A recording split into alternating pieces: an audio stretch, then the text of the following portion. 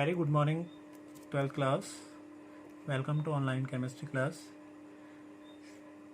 Dear student, जो हमारा chapter है केमिकल काइनेटिक्स, तो हमारा जो आज का टॉपिक रहेगा, today is very interesting and very important topic. ठीक है, today we are discussing about the very important topic integrated rate law. ठीक है, समाकलित वेग नियम, ये समाकलित वेग समीकरण किस और ग्राफिकल रिप्रेजेंटेशन, ग्राफिकल निरूपण है किसका, ऑफ फर्स्ट ऑर्डर रिएक्शन, प्रथम कोटि की अभिक्रिया का, प्रथम कोटि की अभिक्रिया का ग्राफिकल निरूपण, ग्राफिकल रिप्रेजेंटेशन कैसे करते हैं. ठीक है, तो लेट्स स्टार्ट, लेट्स बिगेन. बेटा, what is first order reaction, हम सबको पता है कि ऐसी इक्वेशन जिसका ऑर्डर क्या हो, ऑर्डर क्या हो जिसका 1 हो, फर्स्ट हो, जिसका ऑर्डर 1 होता है, इट्स कॉल्ड है first order equation. It means N की वैल्यू क्या होती है, 1 होती है. N is a order of equation जिसके लिए एन 1 होगी, यानी ए की पावर एन कितना होगा, 1 होना चाहिए. सब फर्स्ट ऑर्डर है ना, वो क्या कहलाएगी, फर्स्ट ऑर्डर इक्वेशन कहलाती है.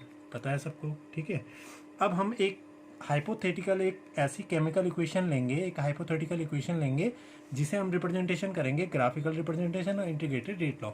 तो माना सपोज है एक इक्वेशन हम ले लेते हैं, ए गिव्स क्या है, प्रोडक्ट, या बी ले लेते हैं मान लो. ये एक ऐसी हाइपोथेटिकल इक्वेशन है जिसके लिए हमने क्या करना है, रिप्रेजेंटेशन करना है भाई, जिसके लिए हमने रिप्रेजेंटेशन करना है फर्स्ट ऑर्डर का. ठीक है, ध्यान से आप देखोगे.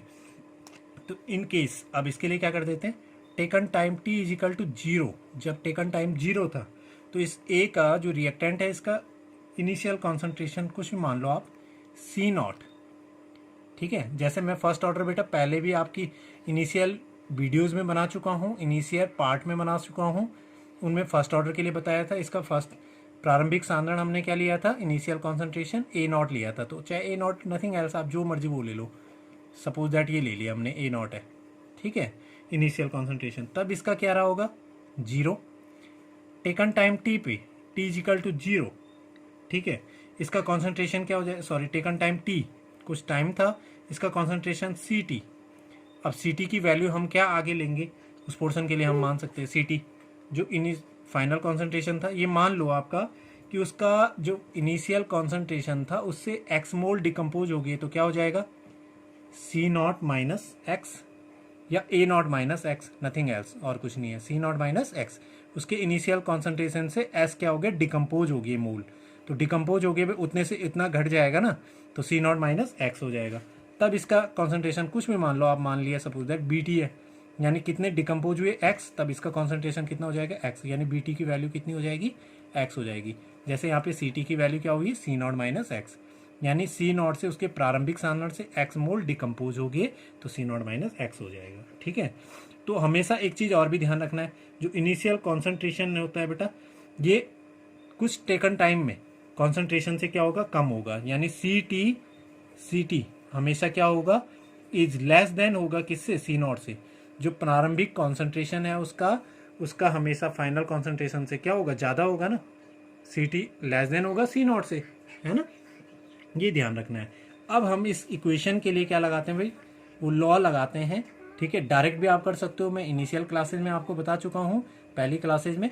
अब मैं इस पर दोनों लॉ, जैसे हमने 0 ऑर्डर के लिए बताई थी मैंने ग्राफिकल रिप्रेजेंटेशन, ऐसे ही बता रहा हूँ, ध्यान देना. तो फर्स्ट हम पहले लगाएंगे कौन सा law, differential rate law, differential rate law. तो what is differential rate law, बता चुका हूँ मैं. Change in concentration with respect to time, जिसमें मतलब चेंज इन कॉन्सेंट्रेशन, मतलब इसका कॉन्सेंट्रेशन चेंज होगा विद रिस्पेक्ट टू टाइम, ये लिखते हैं. तो इसके लिए क्या लिखेंगे हम, इसको रेट को रिप्रेजेंट R से कर सकते हैं. तो रेट इक्वल टू, अब यदि अगर हम इस पर्टिकुलर क्या ले रहे हैं, C0 को लेंगे, इसकी रिस्पेक्ट में लेंगे, तो C0 बाई CT भी ले सकते हैं, C0 बाई DT भी ले सकते हैं. ठीक है, और A की रिस्पेक्ट में लेंगे तो AT भी ले सकते हैं. देखो कैसे लेंगे, एक तो पहले किसका साइन आएगा, माइनस का साइन आ जाएगा.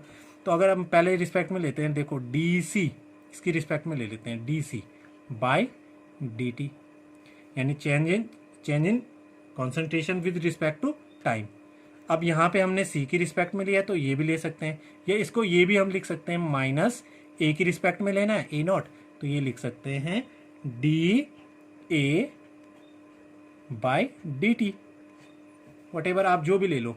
अगर आपने ये वाला ए के पोर्शन में लेना तो इसकी रिस्पेक्ट में डी ए ले लो, सी की रिस्पेक्ट में लेना तो D C by D T कर दो, एक ही चीज़ है, वो कुछ भी आप ले सकते हो। माइनस का साइन भाई क्या क्या डिनोट कर रहा है, एक तो कॉन्सेंट्रेशन को घटता है हमेशा रिएक्टेंट का, और दूसरा हमने बेटा रिएक्टेंट का कॉन्सेंट्रेशन घटता है तो माइनस का साइन क्या दिखाएगा, इसमें कमी को दिखाता है, नॉट एट ऑल कि इसकी वैल्यू नेगेटिव है, ये नहीं दिखाएगा, घटेगा हमेशा। तो इक्वेशन क्या होगी, फर्स्ट होगी। ठीक है, सेकंड हम क्या, कौन सा रेट लॉ लगाएंगे, सेकंड लगाएंगे रेट लॉ। रेट लॉ, ठीक है, रेट लॉ क्या होता है, according to order of reaction. Rate law किसके रिस्पेक्ट में होता है, ऑर्डर की रिस्पेक्ट में लिखा जाता है। ये किसकी, कॉन्सेंट्रेशन के रिस्पेक्ट में, ये ऑर्डर की रिस्पेक्ट में हमेशा लिखा जाता है। तो इसके लिए क्या लिखेंगे हम, rate R is directly proportional, directly proportional concentration C की रिस्पेक्ट में लिख रहे हो तो सी की पावर क्या हो जाएगी वहाँ पे 1 हो सकती है। ये इसको हम या प्रोपोर्शनल ये भी लिख सकते हैं, सी की रिस्पेक्ट में ये लिखेंगे, या हम के की रिस्पेक्ट में भी लिख सकते हैं, यानी R is direct, R equal to K, R equal to क्या कर देंगे के, सी की पावर क्या हो जाएगी 1। या हम इसे क्या लिख सकते हैं बेटी, ए की रिस्पेक्ट में लिख रहे हो तो क्या लिखेंगे के इंटू ए की पावर क्या हो जाएगी 1, ए की पावर क्या हो जाएगी 1, इक्वेशन सेकंड। तो यानी rate is directly proportional concentration की पावर ऑर्डर कितना होगा 1, या ए की रिस्पेक्ट में लिख रहे तो ए की पावर 1 यहाँ पे लिख सकते हो। दोनों में से आप कोई भी ले लो, ये भी ले सकते हैं और ये भी ले सकते हैं, दोनों में से कोई भी टर्म्स आप ले सकते हैं। ठीक है, अब इन इक्वेशन को दोनों को क्या करते हैं, दोनों को ऐड कर देते हैं, दोनों रेट लॉ का क्या कर देते हैं एक साथ हम लिखेंगे। एक साथ किस तरह से लिखेंगे, सपोज दैट ये R1 है, ये R2 ले लो, तो R1 इक्वल टू अब क्या करेंगे R2 करेंगे, from equation first and second. Okay, first and second. अब देखो इनको कैसे एक साथ हम कंबाइन करेंगे, फर्स्ट एंड सेकेंड को कैसे इक्वेशन एक साथ करेंगे, यानी अब ए की रिस्पेक्ट में लेंगे, मैं ए की रिस्पेक्ट में लिखूं या सी की रिस्पेक्ट में भी लिख सकते हैं, ए की रिस्पेक्ट में भी लिख सकते हैं, दोनों। ठीक है, अब हम इनको इक्वेशन में, तो ए की रिस्पेक्ट में कैसे लिखेंगे, minus D A by D T equal to क्या कर देंगे, ए की रिस्पेक्ट में के इंटू ए की पावर क्या हो जाएगी 1, ए की पावर 1। अब थोड़ा इससे पहले मैं इसको, ये डिफ्रेंशिएशन है, इसमें ये डिफ्रेंशिएशन को ख़त्म करना है, तो डिफ्रेंशिएशन को ख़त्म कौन करेगा, इंटीग्रेशन ख़त्म कर देता है। इससे पहले मैं इसको इंटीग्रेशन करूं, इसको थोड़ा सिंप्लीफाई कर देते हैं, यानी निम्न प्रकार लिख देते हैं। ठीक है, तो इक्वेशन को क्या करने पर, इक्वेशन को सिंप्लीफाई करने पर, ठीक है, सिंप्लीफाई इसको कर देते हैं, सिंप्लीफाई करेंगे। ठीक है, और माइनस से क्या कर देते हैं, मल्टीप्लाई भी कर देते हैं, माइनस से दोनों को मल्टीप्लाई करेंगे तो क्या आ जाएगा, माइनस का साइन हमें इधर लेके, तो माइनस माइनस ये प्लस हो जाएगा, तो इधर क्या आ गया, इधर क्या, अब सिंप्लीफाई करेंगे तो माइनस से भी मल्टीप्लाई करेंगे तो क्या आ जाएगी बेटा इक्वेशन, ये आ जाएगा D A by D T, D A by D T. ठीक है, D A by simplify, sorry, ये हम कर देंगे डी ए बाई, अब ए को नीचे लेके आया मैं, डी ए बाई ए, ठीक है, इक्वल टू, या प्लस माइनस का माइनस हो जाएगा, इक्वल टू क्या हो जाएगा माइनस के और डी टी ऊपर गया, के डी टी। क्लियर, अब आ गई इक्वेशन थर्ड। अब सिंप्लीफाई हमने थोड़ा कर दिया, अब इसको क्या करने पर, इक्वेशन थर्ड समीकरण 3 का क्या करने पर, इंटीग्रेशन करने पर। ठीक है, इसका इंटीग्रेशन कर देते हैं, तो इंटीग्रेशन करेंगे, देखो किस तरह से हो जाएगा, ये इंटीग्रेशन डी ए की रिस्पेक्ट में हो रहा है by A equal to minus integration के डी टी। अभी ये अब नॉर्मल इंटीग्रेशन है, इसको अगर हमने पूर्ण इंटीग्रेशन बनाना है तो इसको क्या कर देते हैं, इस पर वैल्यू लगा देते हैं। ठीक है, तो इस पर आप, ये कॉन्सेंट्रेशन की टर्म में है, ये टाइम के टर्म्स में, तो कॉन्सेंट्रेशन की टर्म में कहाँ से कहाँ तक बढ़ा है, देखो ये इंटीग्रेशन लगाया मैंने, डी ए बाई क्या कर दिया ए इक्वल टू माइनस, ठीक है, माइनस इंटीग्रेशन के डी टी, ये हो गया। अब इस पर फुल इंटीग्रेशन यानी पूर्ण समाकलन करने के लिए इस पर क्या लगा देते हैं, लिमिट लगा देते हैं। भाई लिमिट कहाँ से कहाँ बढ़ा, ये आपका जो कॉन्सेंट्रेशन है कहाँ से कहाँ बढ़ा, भाई ये बढ़ा ए नॉट से कहाँ पे, ए तक। ए नॉट से इनिशियल कॉन्सेंट्रेशन से फाइनल कॉन्सेंट्रेशन ये बना, ठीक है। और टाइम पहले क्या था, 0 से क्या बढ़ा, टी पे। तो ये पूर्ण इंटीग्रेशन हो गया इसका, ठीक है, पूर्ण इंटीग्रेशन हो गया। अब इस पोर्शन में देखो, इसके लिए अब वैसे मैथ्स वालों के लिए बहुत ईजी है। इस पोर्शन में बेटा इसके लिए एक फॉर्मूला अप्लाई हम करेंगे, इसके लिए एक टर्म्स लगाएंगे लॉग की, एक फॉर्मूला आता है इसके लिए, ठीक है। एक प्रॉपर्टीज लगाते हैं हम लॉग की इस पोर्शन के लिए, ठीक है। वैसे बायो वालों के लिए थोड़ा न्यू होगा, मैं वो प्रॉपर्टीज यहाँ पे लिख देता हूँ। प्रॉपर्टीज क्या होती है, देखो ये प्रॉपर्टीज ये अतिरिक्त है। इंटीग्रेशन यदि अगर हो डी एक्स बाई एक्स, ठीक है, इंटीग्रेशन, तो इसको हम क्या लिख सकते हैं आगे। अब प्रॉपर्टीज आती है एल एन, ये हो जाता है एल एन एक्स, ये प्रॉपर्टीज होती है लॉग की एक। Which is what is L N, मैं आपको बता चुका हूँ। एल एन एक बेटा फैक्टर है किसका, लॉग का, जिसे हम सामान्य क्या लिखते हैं, लॉग बेस ई, लॉग बेस ई भी लिखते हैं, यानी नेचुरल लॉग ये होता है, नेचुरल लॉग। अब देखो मैं सारी चीज़ें क्लियर कर रहा हूँ। ये फॉर्मूला होता है, जैसे एक integration D x by x होता है एल एन एक्स, तो ऐसे यहाँ पे क्या है, डी ए बाई ए, यानी ए ओनली आ जाएगा, आएगा ना ए आगे, डी ए बाई ए यानी ए, और उस पर क्या लग जाएगी इंटीग्रेशन, ये आपकी क्या लग जाएंगी, लिमिट लग जाएंगी।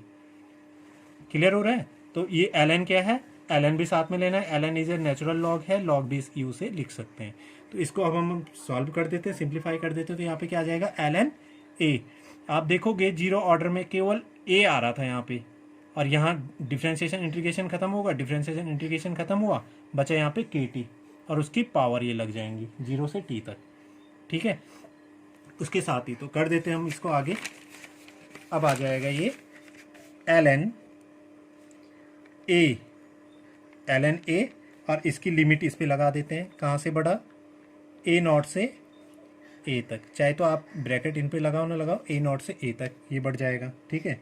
इक्वल टू माइनस के और टी ओनली रह गया, ठीक है, टी, और इस पे लिमिट क्या हो जाएगी, 0 से कहाँ तक, टी तक, लिमिट ही लग जाएगी, ठीक है। अब इसको आगे सॉल्व करते हैं, तो अब लिमिट लगाएंगे इस पे, तो क्या आ जाएगा, एल एन, पहले क्या लिखती है, अपर लिमिट। अपर लिमिट क्या होती है, ए, सबको पता है जब लिमिट लगी होती है तो पहले अपर लिमिट लिखते हैं, ए माइनस, फिर लिखते हैं लोअर लिमिट, ए से A naught, A minus A naught, ठीक है, ए माइनस, सॉरी इस पे एक चीज़ छूट गई, यहाँ पे एल एन आएगा, है दोनों में जब एल एन कॉमन है तो L N A minus L N A naught, उसमें सिर्फ आया था बेटा A minus A naught, zero order में बहुत सिंपल था, ए माइनस क्या आया, ए नॉट, एल एन नहीं आया।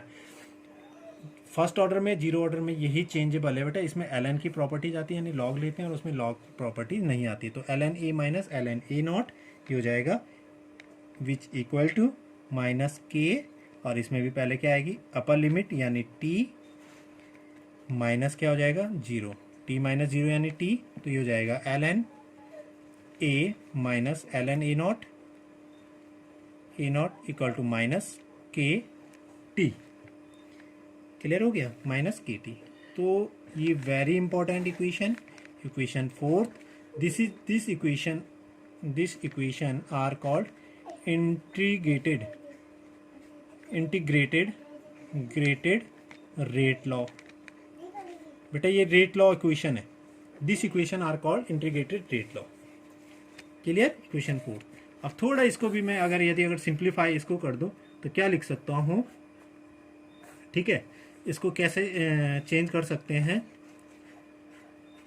जो minus L N A naught है इसको आगे अगर लेके जाएंगे तो इसको यहीं रहने दो, इसको देखो कैसे चेंज थोड़ा कर सकते हैं आगे, L N A which equal to minus K T, यही है के टी, माइनस ए नॉट था, ये आगे गया क्या हो जाएगा, प्लस, ध्यान से देखो, minus L N A naught था, आगे गया प्लस हो जाएगा, plus L N A not.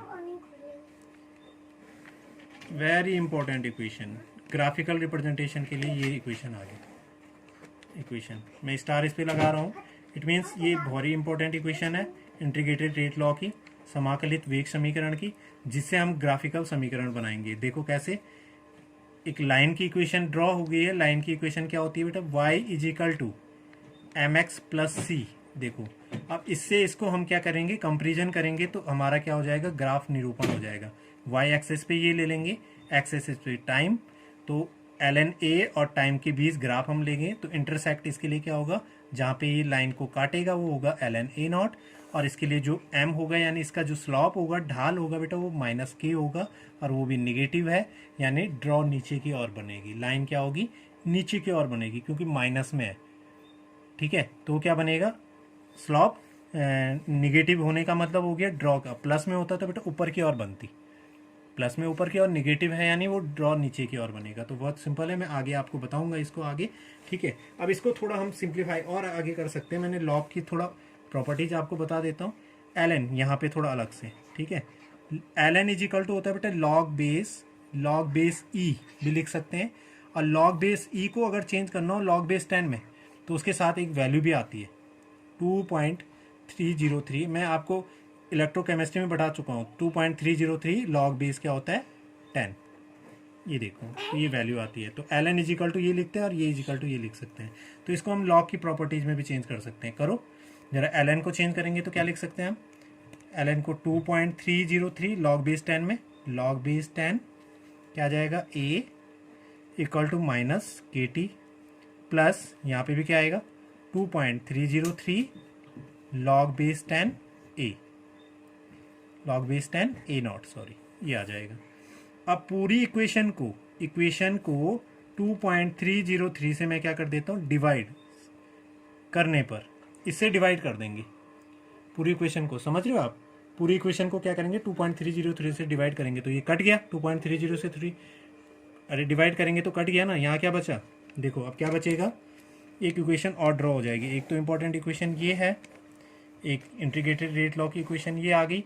अब देखो एक और क्या आने वाली है इक्वेशन को, तो ये कट जाएगा, यहाँ बचेगा सिर्फ log base 10 a which equal to क्या आ जाएगा, minus K T sorry K by 2.303 T into T plus into T, into में आया ना, इंटू टी प्लस 2.303 से कट गया, क्या बचा, only log base 10 a naught, log base 10 a naught. तो एक इक्वेशन ये आ गई, बहुत इंपॉर्टेंट है, log base 10 a equal to minus K by 2.303 T plus log base 10 a naught. तो एक इक्वेशन ये आ गई जिसका हम क्या करेंगे, ग्राफिकल निरूपण कर सकते हैं। तो इन दोनों इक्वेशन से, equation fifth and equation six, बेटे वैसे एनसीईआरटी बुक में इसकी ग्राफिकल रिप्रेजेंटेशन दे रखा है, इसका ग्राफ दे रखा है। तो इक्वेशन फिफ्थ और 6 को हम क्या कर सकते हैं, इन दोनों से ग्राफ बना सकते हैं, इन दोनों से हम क्या कर सकते हैं, ग्राफ बना सकते हैं इजीली। ठीक है, ग्राफ ड्रॉ कर सकते हैं। ठीक है, तो अब देखो ग्राफिकल रिप्रेजेंटेशन इनका कैसे करेंगे, इंटीग्रेटेड हम बना चुके हैं। ठीक है, तो आगे हम ग्राफिकल रिप्रेजेंटेशन को समझेंगे। ओके डियर स्टूडेंट, बेटा जैसे ये ऊपर हमने अभी वीडियोस में देखा होगा, ये इसका फर्स्ट पेज है।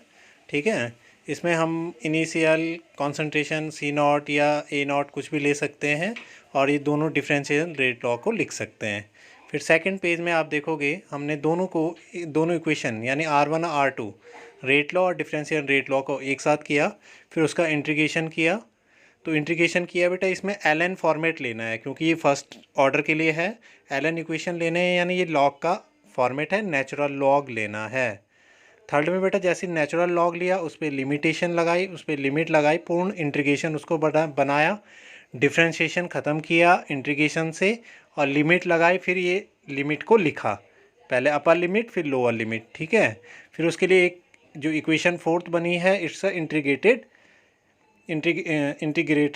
रेट लॉ है। ठीक है, फिर नेक्स्ट पेज में बेटा ग्राफिकल रिप्रेजेंटेशन है। तो हमने ये दो इक्वेशन निकाली, इक्वेशन फर्स्ट एंड सेकंड, ये ग्राफिकल रिप्रेजेंटेशन के लिए हैं, और फर्स्ट इक्वेशन को चेंज किया बेटा, तो ये नीचे देख रहे होंगे आप चरघातांकी इक्वेशन, एक्सपोनेंशियल इक्वेशन उसके लिए बनी है, ठीक है, रेट इक्वेशन से, फर्स्ट इक्वेशन से। तो इन तीनों के लिए जो ग्राफिकल रिप्रेजेंटेशन है वो कुछ इस प्रकार से होगा। फर्स्ट टू इक्वेशन की हम बेटा line equation y is equal to M X plus C से कंपेरिजन करेंगे तो ये फर्स्ट ड्रॉ ऐसे बनेगा, ठीक है। सेकंड ग्राफ है लॉग बेस 10 के रूप में, वो इस तरह से शो होगा। और थर्ड एंड लास्ट ग्राफ बेटा ये नीचे रिप्रेजेंटेशन है जो एक्सपोनेंशियली बेटा क्या बनेगा, डिकेन ग्राफ इसके लिए आएगा, सीधी लाइन नहीं आएगी। ये फर्स्ट टू ग्राफ है, देखो इनमें सीधी लाइन है, स्लॉप उसका नेगेटिव है, तो नेगेटिव है यानी नीचे डिक्रीज होगा। और स्लॉप यदि बेटा अगर क्या हो पॉजिटिव होता तो इंक्रीज होता। इस तरह से भी हम उसको लिख सकते हैं बेटा लाइन इक्वेशन, बहुत सिंपल है। a माइनस एक्स इक्वेशन आपने पहले निकाली है और उसको हम इस तरह से बेटा थोड़ा सॉल्व करके 2.303 नेचुरल लॉग ले करके y is equal to M X plus C के लिए ये इक्वेशन बनाई है। इससे भी ड्रॉ करेंगे तो सेम एज बनेगा, ठीक है। ये बेटा दो ग्राफ जो फर्स्ट वाला और सेकंड वाला है, ये दोनों ग्राफ भी हम बना सकते हैं। वो देखो आर नॉट आर के रूप में बेटा ये नीचे वाला ग्राफ है, वो प्लस में है, पॉजिटिव है, इसलिए डिक्रीज बना है, ऊपर की और ग्राफ बना है, ठीक है। और ये लास्ट जो ग्राफ है बेटा ये फर्स्ट वाला, ये तो आपने स्टार्ट में देखा ही है। एल एन ए नॉट इसके लिए इंटरसेक्ट है और एल एन ए और टी के बीच एक ग्राफ है। Okay student, thank you and subscribe the video.